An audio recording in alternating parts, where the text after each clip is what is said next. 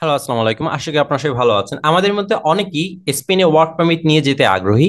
তো আজকে আমি আপনাদের সাথে স্পেন ওয়ার্ক পারমিটে আমরা যারা হসপিটালিটি সেক্টরে অথবা হোটেল এবং ট্যুরিজম সেক্টরে অ্যাপ্লাই করতে চাচ্ছি, হাউসকিপার, কুক অথবা লাইন কুক অথবা ওয়েটার, ওয়েট্রেস, এইসব পোস্টগুলোতে আমরা কিভাবে অ্যাপ্লাই করতে পারবো এবং স্পেনের যে লিডিং কোম্পানিগুলোতে আমরা এখন অ্যাপ্লাই করতে পারবো, এরকম স্পন্সরশিপ প্রোভাইড করে সেরকম কিছু কোম্পানি আমি আজকে আমার ভিডিওর মাধ্যমে আপনাদের সাথে শেয়ার করব। ভিডিওর শুরুতে আমরা যারা বাংলাদেশ ঢাকা থেকে অ্যাপ্লিকেশনটা করতে চাচ্ছি অথবা সৌদি আরব, দুবাই, কাতার, মালয়েশিয়া যেখান থেকে আপনারা প্রসেসগুলো করতে চাচ্ছেন, আমরা একটু দেখে নিই আমাদের কি কি ডকুমেন্টস লাগবে। এই ক্ষেত্রে আমরা দেখতে পাচ্ছি আমাদের মোটামুটি 15টা ডকুমেন্টস এখানে থাকতে হবে। এখন আমরা যদি ভিডিওর শুরুতেই দেখে নিই যে এই 15টা ডকুমেন্টস এর কোনটা কোনটা আমার কাছে আছে, কোনটা কোনটা নেই, কোনটা রেডি করতে হবে, আমি কি ম্যানেজ করতে পারবো কিনা, যদি দেখি যে হ্যাঁ আমার কাছে তো এই সমস্ত ডকুমেন্টস গুলো ম্যানেজ করার ওয়ে আছে, তাহলে কিন্তু আমি ভিসা প্রসেসটা সুন্দরভাবে বুঝে সেটা করতে পারবো। এক্ষেত্রে 1 নম্বর ডকুমেন্টসটা হচ্ছে টু অ্যাপ্লিকেশন ফর্ম। আপনার দুইটা অ্যাপ্লিকেশন ফর্ম প্রয়োজন। এক্ষেত্রে আপনি একটা ফিল আপ করে আর একটা ফটোকপি করে নিলেই হবে। আর এই অ্যাপ্লিকেশন ফর্মটা হচ্ছে ফ্রি। এটা হচ্ছে লং টার্ম ভিসা, যারা ওয়ার্ক পারমিটে অ্যাপ্লাই করবেন তাদের জন্য। তো যদি কারোর জন্য অফার লেটার আসে সেক্ষেত্রে আমাদের সাথে যোগাযোগ করলে আপনাদের জন্য এই ফর্মটা আমরা ফিল আপ করে দিতে পারবো এবং এই ডকুমেন্টস গুলো সব রেডি করেও দিতে পারবো। এরপর হচ্ছে ভিসা ফি, যেটা আপনি আপনার বিএলএস সেন্টারে গিয়ে পে করবেন এবং আপনি আপনার ক্যাটাগরি অনুযায়ী যত টাকা আপনার ফি আসতেছে সেটা আপনি যখন ডকুমেন্টসটা সাবমিট করবেন আপনার ডকুমেন্টসের সাথে সেই টাকাটা দিয়ে দিতে হবে, তাহলেই হবে। এরপর হচ্ছে পাসপোর্ট, আইডি কার্ড। এরপরে 6 নম্বর ডকুমেন্টসটা হচ্ছে বার্থ সার্টিফিকেট। তো আমরা দেখতে পাচ্ছি 1 নম্বর থেকে 6 নম্বর পর্যন্ত আমাদেরকে কিন্তু কোনো হ্যাসেল পোহাতে হচ্ছে না, এই ডকুমেন্টস গুলো আমাদের কাছে অলরেডি আছে। এখন 7 নম্বর ডকুমেন্টসটা যদি দেখি, রেসিডেন্স রিসোলিউশন। তো আপনি স্পেনে গিয়ে কোথায় থাকবে এটা হচ্ছে আপনার কোম্পানি দ্বারা প্রোভাইড করা হয়, তারা একটা অ্যাকনলেজমেন্ট রিসিভ আপনাকে দিবে, তখন আপনি সেটা সাবমিট করলেই হচ্ছে। আদারওয়াইজ আপনি 1 মাসের একটা হোটেল বুকিংও নিতে পারেন এবং আপনার সেই ডকুমেন্টস গুলো আপনার ভিসা অ্যাপ্লিকেশন ফর্মের সাথে অ্যাড করতে হবে। এরপরে হচ্ছে 8 নম্বরে ওয়ার্ক কন্ট্রাক্ট। 9 নম্বর হচ্ছে যেই কোম্পানি থেকে আপনি ওয়ার্ক কন্ট্রাক্টটা নিলেন তার যে কোম্পানি অথবা আপনার যে বস তার এমপ্লয়ার আইডি। এক্ষেত্রে 10 নম্বরটা নিয়ে একটু বিস্তারিত আলোচনা করতে হবে, আমি একটু শর্ট করে বলে দিই। যদি আপনার এটা কোনো স্কিল প্রফেশন হয় সেক্ষেত্রে আপনি যে স্কিল সেটা ডকুমেন্টস সাবমিট করতে হবে। আপনি যে পোস্টে অ্যাপ্লাই করতেছেন সেই পোস্টে কি ধরনের এডুকেশনাল সার্টিফিকেট প্রয়োজন, এই রিকোয়ারমেন্টস অনুযায়ী যা যা প্রয়োজন সেগুলো এখানে দিতে হবে। আর আজকে আমরা যারা হাউসকিপিং সেক্টরে অ্যাপ্লাই করতেছি তাদের জন্য কিন্তু শুধুমাত্র এসএসসি অথবা এসএসসি সার্টিফিকেটটা দিলেই হচ্ছে। অর্থাৎ হচ্ছে আমার 8 নাম্বার, 9 নাম্বার, 10 নাম্বার, 11 নাম্বার, এই যে চারটা ডকুমেন্টস নিয়ে আমাদেরকে একটু বুঝতে হবে এবং সেই অনুযায়ী আমাদেরকে কাজ করতে হবে। 12 নাম্বার হচ্ছে পুলিশ ক্লিয়ারেন্স, এটাও ম্যানেজেবল। এরপর হচ্ছে হেলথ সার্টিফিকেট, এটাও ম্যানেজেবল। এরপর হচ্ছে ম্যারেজ সার্টিফিকেট অথবা নিকা নামা, এটা হচ্ছে আপনি যদি ম্যারিড হন তখন আপনি আপনার ভিসা অ্যাপ্লিকেশনের সাথে এটা অ্যাড করতে পারেন আপনার ফ্যামিলিকে নেওয়ার জন্য।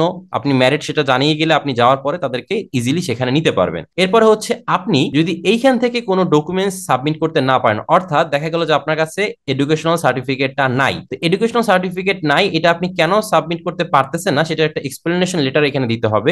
এক্ষেত্রে আপনার মাথায় রাখতে হবে 5 নাম্বার, 6 নাম্বার, 10 নাম্বার আর 11 নাম্বার, এই চারটা ডকুমেন্টস এর ক্ষেত্রে আপনি এক্সপ্লেনেশন লেটার দিতে পারেন। অর্থাৎ যদি আপনার এই চারটা ডকুমেন্টস না থাকে, হারাইয়া যায় অথবা এরকম কোনো প্রবলেম হয় তখন আপনি সেটা সাপোর্টিং ডকুমেন্টস সহ এটা দিতে পারবেন। বাট এর বাইরে যা যা আছে সবকিছু কিন্তু আপনাকে অবশ্যই দিতে হবে। তো আমি যদি একটু বিষয়টাকে ক্লিয়ার করি সেক্ষেত্রে আমার দেখা যাচ্ছে যদি আমার কাছে ওয়ার্ক কন্ট্রাক্টটা আসে তার সাথে সাথে কিন্তু আমার কাছে এমপ্লয়ার্স আইডিটা চলে আসতেছে, তার সাথে সাথে কিন্তু আমার কাছে রেসিডেন্স রিসোলিউশনটা চলে আসতেছে। অর্থাৎ সব থেকে গুরুত্বপূর্ণ হচ্ছে 8 নাম্বার ডকুমেন্টসটা। এখন এই 8 নাম্বার ডকুমেন্টসটা আমরা কিভাবে ম্যানেজ করতে পারি সেটাই কিন্তু আমাদের মেইন টপিক। এক্ষেত্রে আমরা স্পেনের ভিসা সাইকেলটা একটু বুঝে নিই। প্রথম স্টেপটা হচ্ছে আমাকে একটা কোম্পানি খুঁজে বের করতে হবে এবং কোম্পানিতে আমাদেরকে জব অ্যাপ্লিকেশন করতে হবে। জব অ্যাপ্লিকেশনের সময় সব থেকে গুরুত্বপূর্ণ হচ্ছে জব অ্যাপ্লিকেশন ডকুমেন্ট, সিভি এবং কভার লেটার। আমরা অনেকেই প্রফেশনাল সিভি এবং কভার লেটার বানাতে পারি না, তাই কোম্পানি আমাদের সিভি গুলো পড়ে না। এরপরে কোম্পানিগুলো অ্যানালাইসিস করে আমাদের জন্য একটা জব অফার দিবে যদি আমাদের স্কিল তারা পছন্দ করে। তারপরে তাদের এই জব অফারটা মিনিস্ট্রি থেকে ভেরিফিকেশন করাতে হবে। মিনিস্ট্রি ভেরিফিকেশন করাতে হবে কারণ আপনাকে যে কোম্পানিটা জব অফার দিচ্ছে সেই কোম্পানিরও আবার ভেরিফিকেশন হবে যে সেই কোম্পানি আপনাকে জব অফার দেওয়ার যোগ্যতা রাখে কিনা। তো যখন আপনার এই ভেরিফিকেশন গুলো হয়ে গেল তারপরে হচ্ছে আপনার ডকুমেন্টস গুলো আপনার কাছে সরাসরি হাতে চলে আসবে কুরিয়ারের মাধ্যমে। এক্ষেত্রে আপনি কুরিয়ারে 8 নাম্বার এবং 9 নাম্বার ডকুমেন্টসটা আপনি পেয়ে যাবেন। এরপর আমরা বিএলএস সেন্টারে আমরা একটা অ্যাপয়েন্টমেন্ট নিব এবং তারপরে যখন আমাদের সিদ্ধান্ত রেডি হবে আমাদেরকে মেইল করা হবে, আমরা সেখানে গিয়ে পাসপোর্ট কালেক্ট করে দেখবো আমাদের ভিসাটা হয়েছে কিনা। যদি আমার ডকুমেন্টস ঠিক থাকে অবশ্যই ভিসা 100% গ্যারান্টেড হয় ওয়ার্ক পারমিটের ক্ষেত্রে। তখন আমরা বুঝতেই পারতেছি যে আমাদের কি কি ডকুমেন্টস লাগবে এবং কোন স্টেপের পরে কোন স্টেপটা আমাদেরকে করতে হবে। তো সর্বপ্রথম যদি আমি কোম্পানি খোঁজার ক্ষেত্রে নজর দেই তখন আমাদেরকে একটা সময় নিয়ে কিছু রিসার্চ করতে হবে। আমি আজকে আপনাদেরকে কিছু কোম্পানি দেখাচ্ছি, যেহেতু আমাদের আজকে ভিডিও টপিক হচ্ছে হাউসকিপিং সেক্টরে আমরা কিভাবে অ্যাপ্লাই করবো বা হোটেল এবং ট্যুরিজম ইন্ডাস্ট্রিতে কিভাবে অ্যাপ্লাই করবো সেগুলো। এক্ষেত্রে বিষয়টা হচ্ছে স্পেন তো কোনো ছোট কোনো কান্ট্রি না, স্পেনে প্রচুর হোটেল রয়েছে, অনেক বড় একটা এরিয়া, অনেক রেস্টুরেন্ট রয়েছে। সো আমরা যদি চাই আমাদের স্কিল এবং এক্সপিরিয়েন্স অনুযায়ী কোম্পানিগুলোকে নোট ডাউন করতে পারি। এর পরবর্তীতে আমাদের রিলেভেন্ট কোনো ওয়ার্ক এক্সপিরিয়েন্স যদি থাকে, ধরেন আপনি এখন সৌদি, দুবাই, কাতারে বিভিন্ন জায়গায় আপনি অ্যাজ এ হাউসকিপার অথবা ফ্রন্ট ডেস্ক অথবা হচ্ছে লাইন কুক শেফ এই ধরনের কাজগুলোতে কর্মরত আছেন, তখন কিন্তু আপনার স্কিলটা সেখানে একটা গুরুত্ব পাবে। বাট মাথায় রাখতে হবে যে অ্যাপ্লাই করলেই যে কোম্পানি জব দিয়ে দিবে ব্যাপারটা এরকম না, আপনার স্কিল যদি তারা পছন্দ করে তখনই দিবে। এক্ষেত্রে আমরা কোম্পানি যখন অ্যানালাইসিস করব তখন ভ্যালিড কোম্পানিগুলো বোঝার উপায় কি, আপনারা দেখবেন যে অনেকগুলো ওয়েবসাইটের পরে থাকে ডট কম এবং অনেক ওয়েবসাইটের পরে থাকে ডট ইএস স্পেনের ক্ষেত্রে। যে ওয়েবসাইটগুলোর পরে ডট ইএস থাকবে এগুলো হচ্ছে 100% ভেরিফাইড কোম্পানি স্পেনের ক্ষেত্রে। যেমন এইটার ক্ষেত্রে আমরা পাচ্ছি ডট কম, বাট এটা একটা 5 স্টার হোটেল, এটা রিয়েল হোটেল, তো এটা নিয়ে কোনো টেনশনের কোনো কারণ নেই। এটার অ্যাড্রেস দেওয়া আছে, আপনি চাইলে এই অ্যাড্রেস থেকে চেকও করতে পারেন। আরেকটু যদি ক্লিয়ার করে বলতে চাই, আমরা যখন কোনো কাউকে মেইল করি তখন আমাদের @এর পরে জিমেইল থাকে অথবা ইয়াহু থাকে, কিন্তু এখানে হচ্ছে কোম্পানির নামটা চলে আসছে কারণ এটা তার আলাদা মেইল সার্ভার আছে। সো কোনো প্রকার ফেক কোম্পানি কিন্তু এগুলোর জন্য খরচ করবে না বা এগুলো ম্যানেজ করতে পারবে না। এই ক্ষেত্রে প্রত্যেকটা কোম্পানি দেখেন @এর পরে সেই কোম্পানির নাম সরাসরি আছে। এটা কিন্তু একটা ভেরিফিকেশনের আরেকটা সাইন যে আপনার কোম্পানির মেইলগুলো রেজিস্টার্ড মেইল এবং এটা তাদের আলাদা নিজস্ব মেইল সার্ভারের মাধ্যমে কাজটা হচ্ছে। আবার ডটের পরে কম থাকা এবং ডটের পরে ইএস থাকা, এটার ভিতরে কিন্তু অনেক বড় একটা পার্থক্য আছে। কারণ স্ক্যাম কোম্পানিগুলো কি করে আসলে, যে এখানে কোম্পানির নামটা থাকে বাট @এর পরে এখানে জিমেইল চলে আসে, তখন কিন্তু এইটা একবারে ফ্রি মেইল হয়ে গেল। এই নামে আপনি একটা মেইল খুলতে পারেন, বা এখানে ধরেন এটার সাথে দুই একটা কথা অ্যাড করে দেয়, এটার সাথে ধরেন একটা এক্স অ্যাড করে দেয়, এখানে একটা ডাবল এ অ্যাড করে দেয়। আপনার কাছে মনে হয় যে হয়তো সেম কোম্পানি থেকে আপনার জন্য আসছে। আপনি যখন এই কোম্পানির নামে অনলাইনে সার্চ করবেন কোম্পানি চলে আসছে, ওয়েবসাইট চলে আসছে, বাট মেইলটা কিন্তু তাদের না।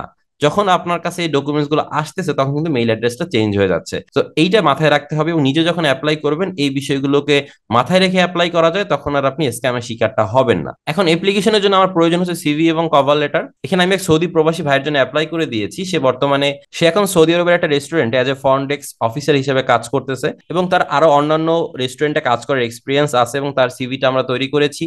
এর পাশাপাশি আমরা একটা কভার লেটারও তৈরি করেছি এবং এই অ্যাপ্লিকেশনের জন্য রেস্টুরেন্টের ক্ষেত্রে আমরা কি কি ইনফরমেশন অ্যাড করেছি সেগুলো আমরা এখানে আপনাদেরকে দেখাচ্ছি। কিছু কথা অ্যাড করতে হয়, যেমন এখানে ল্যাঙ্গুয়েজ ব্যারিয়ার থাকে, স্প্যানিশ ল্যাঙ্গুয়েজের একটা ব্যাপার থাকে, তখন আমরা কিন্তু এখানে কভার লেটারে আমরা অ্যাড করতে পারি যে আপনি যদি আমাকে সুযোগটা দেন সেক্ষেত্রে আমি ল্যাঙ্গুয়েজটা শিখে নিব, অথবা আমি স্প্যানিশ কালচার সম্পর্কে আইডিয়া নিয়ে নিব, অথবা আমি একটা কোর্স করে ফেলবো। তো এইভাবে কিন্তু আমরা কোম্পানিকে কনভিন্স করাটা চেষ্টা করতে পারি। এখানে আমরা একটা স্ট্রাকচার দিয়েছি, এটা হচ্ছে শেয়ারেবল স্ট্রাকচার। অবশ্যই আমরা এইটাই কোম্পানিকে পাঠাবো না, আমরা এটার মতো করে চেঞ্জ করে তারপরে পাঠাবো। আর আপনারাও হুবহু কপি করে কোম্পানিকে পাঠাবেন না, নিজেদের মতো করে ইনফরমেশন চেঞ্জ করে নিবেন। তো এই হচ্ছে সিভি এবং কভার লেটার। এটাকে কোম্পানিতে পাঠানোর সিস্টেমটা হচ্ছে আমরা এখান থেকে এই মেইল অ্যাড্রেসটা কপি করে নিব। এক্ষেত্রে অ্যাপ্লিকেশনের সিস্টেমটা হচ্ছে আমরা মেইল অ্যাড্রেসটা কপি করে নিব, এরপরে হচ্ছে আমরা আমাদের যে সাবজেক্ট সেটা লিখে দিব, আমি কোন পোস্টে অ্যাপ্লাই করতে চাচ্ছি, এরপরে আমরা কোম্পানি ডিটেলস এবং বাকি বডি টেক্সট এখানে দিয়ে আমাদের কন্ট্যাক্ট ডিটেলসটা এখানে দিয়ে দিলাম। এরপরে অ্যাটাচমেন্টে আমরা সিভিটা অ্যাড করে দিব। এই হচ্ছে আমার অ্যাপ্লিকেশন প্রসেস, তখন কোম্পানিকে সেন্ড করে দিলে আমার ইনিশিয়াল অ্যাপ্লিকেশন ডান।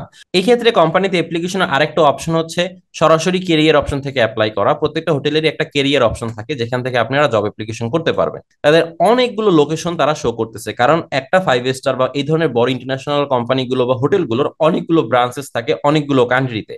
তো সেখানে আপনি দেখবেন যে তাদের যেই ব্রাঞ্চে যেই ধরনের ভ্যাকেন্সিস রয়েছে সবকিছু কিন্তু এখানে তারা শো করে। যেমন এটা হচ্ছে ইজিপ্টে, তো ইজিপ্টের ক্ষেত্রে তাদের এখন ফুড অ্যান্ড বেভারেজ ডিপার্টমেন্টে একটা জব খালি আছে, এই হোটেলের নাম হচ্ছে এইটা। আপনার এখান থেকে আপনারা দেখতে পারবেন সিঙ্গাপুর, জার্মানি, এরপরে হচ্ছে দুবাই, তুর্কি গুলো কান্ট্রি আছে যেখানে তাদের এখন লোক প্রয়োজন, সেগুলো কিন্তু তারা এখানে শো করতেছে। তো আমি আপনাদেরকে যে বিষয়টা দেখানোর চেষ্টা করলাম যে আমরা যদি হোটেল ইন্ডাস্ট্রিতে কাজ করতে চাই আমাদের কতটুকু যোগ্যতা লাগবে, কিভাবে কোম্পানিগুলো খুঁজে বের করবো, কি কি প্রসেস আমাদেরকে অবলম্বন করতে হবে এবং কোন কোন ওয়েবসাইট আমরা ব্যবহার করতে পারি। তো আশা করি এই ভিডিওটার মাধ্যমে আপনি সম্পূর্ণ উপকৃত হতে পারবেন। এখন চলে আসি খরচের বিষয়ে, আপনার এই ভিসা প্রসেসের জন্য কত টাকা খরচ হতে পারে আমি আপনাদেরকে যদি একটু প্রিসাইজ করে বলি। এখানে আপনার ভিসা অ্যাপ্লিকেশন ফর্ম যেটা প্রয়োজন, 1 নম্বর ডকুমেন্টসটা ফ্রি, ফটোর খরচ আমরা ফ্রি ধরতে পারি, ভিসা ফি বিএলএস সেন্টারে আপনাদের যেটা দিতে হবে 10 থেকে 15 হাজার টাকার মতো, তারপরে পাসপোর্টটা আপনার কাছে অলরেডি আছে এটাও ফ্রি, তারপরে হচ্ছে আইডি কার্ড এটা আপনার অলরেডি আছে, বার্থ সার্টিফিকেট আছে এখানে, এটা হচ্ছে 7 নম্বরটা আপনার কোম্পানি থেকেই আপনাকে দিবে, 8 নম্বরটা কোম্পানি থেকে পাবেন, 9 নম্বরটা আপনি কোম্পানি থেকে পাচ্ছেন। তো ইউরোপিয়ান সিস্টেম হচ্ছে যে কোম্পানি আপনাকে সরাসরি স্পন্সর করবে, স্পন্সরশিপ মানেই হচ্ছে আপনার সমস্ত খরচ সে বেয়ার করবে। অ্যাক্রিডিটেশন অফ প্রফেশনস, যখন আপনি স্কিল ওয়ার্ক হিসেবে অ্যাপ্লাই করবেন আপনার কাছে অবশ্যই সেটা ডকুমেন্টস থাকবে, যদি না থাকে এটাকে আপনি রেডি করতে পারেন, এটার জন্য একটা খরচ আপনার করা লাগতে পারে। এডুকেশনাল সার্টিফিকেট আপনার কাছে অলরেডি আছে, এটাও ফ্রি।